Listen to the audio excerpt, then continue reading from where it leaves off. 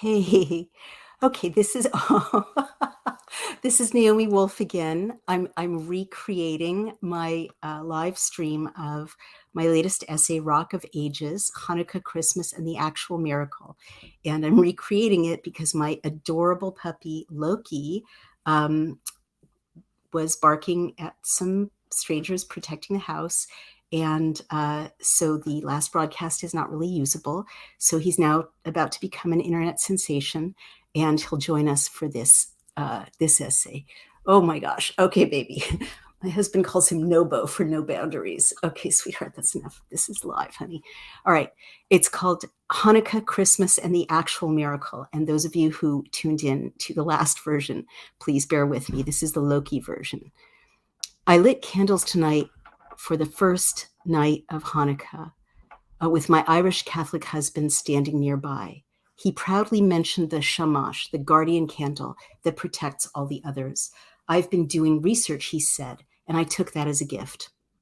My aunt, who is a rabbi, lit candles of her own, and we joined her in California via Zoom. Seeing her lovely face in the candlelight, I was happy to notice the resemblance with and to remember my formidable departed grandma, Dr. Faye Goldman. My grandmother had been tiny, yet she had been a force of nature.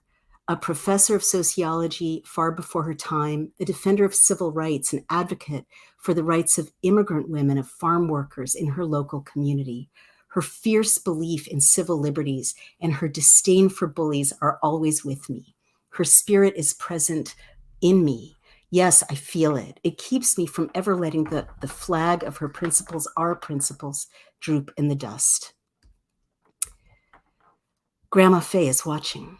My grandmother's face is traceable now in the faces of the women on that side of the family. The lovely hooded eyes, the high cheekbones, the sensitive bow mouths like the mouths of starlets in the 1920s, the beautiful teeth.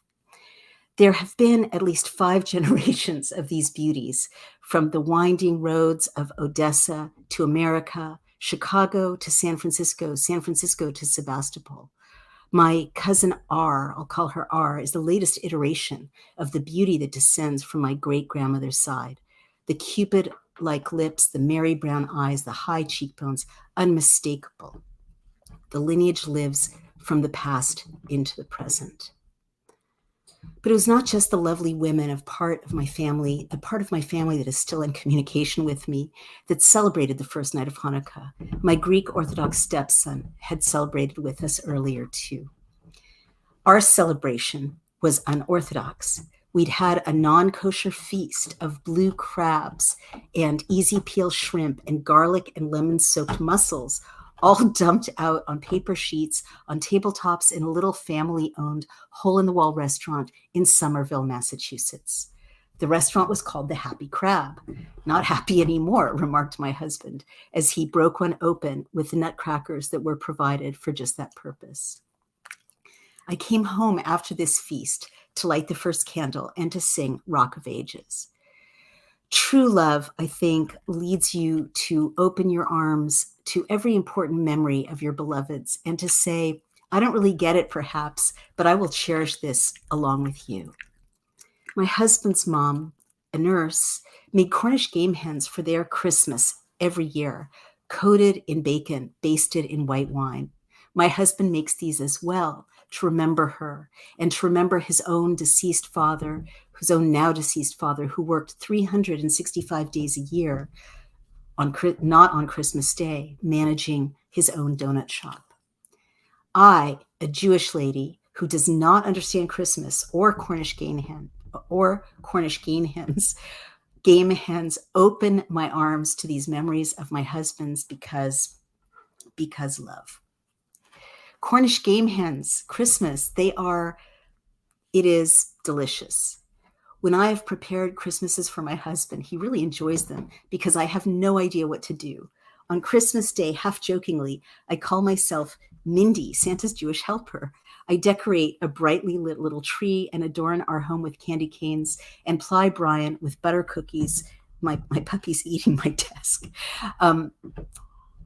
And ply brine with butter cookies and encourage his naps, formerly with our elderly dog, Mushroom, now sadly departed, and now with our new puppy, because what do I know? Honey, don't eat the desk.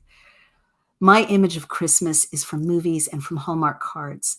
I don't understand what is supposed to happen after the presents are all opened. I don't get the rhythms or cadences of it at all. For my own part, before Christmas arrives, I set up the menorah, I dig out my deceased father's recipe for latkes, a recipe that descended in turn from my father's mother, Rose, or Risa in Yiddish, now sadly also deceased, a woman who was born in a humble wooden house in Sighet, Romania in the early 20th century, in a world that no longer exists. The whole world she knew before she came to this country was an Orthodox Jewish one. She kept a holy Sabbath every Friday and every Saturday night, every Friday night and every Saturday of her life. Latkes, says my husband, whose surname is one of the oldest in Ireland. He opens his arms to the prospect of oily potato pancakes because love. Isn't this all we can do? Witness and embrace one another?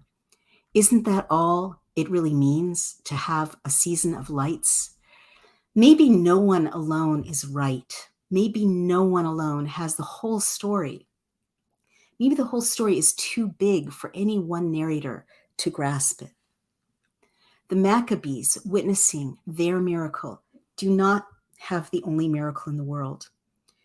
In our Hanukkah story, the beleaguered Jewish rebels who took up arms against a tyrannical Seleucid world power entered the devastated Holy of Holies and found enough oil for the sacred lamp. The oil was only enough for one night, but implausibly it lasted for 8 days.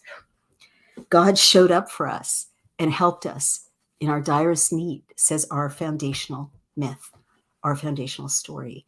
And a star, Loki, listen, a star appeared over Bethlehem. A baby was born in a manger. The baby would be a light of lights, wonderful counselor, King of kings. A virgin would hold and nurse him. 3 kings journeyed to honor him, bringing gold, frankincense, and myrrh, and animals bowed their heads in homage. God showed up for these people and healed them in their direst need, says their foundational myth.